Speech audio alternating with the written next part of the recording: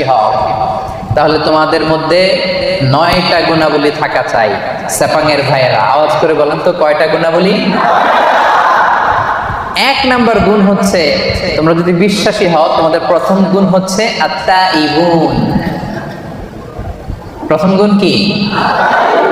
আত্তাইবুন মানে তওবাকারী। আত্তাইবুন মানে তওবাকারী। তাবা ইয়াতুবু, তাওবা মানে হচ্ছে ফিরে আসা।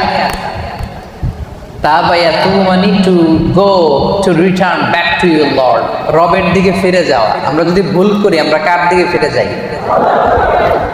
আল্লাহ ছাড়া আর কোনো দরবারে ক্ষমা চাওয়ার সুযোগ আছে?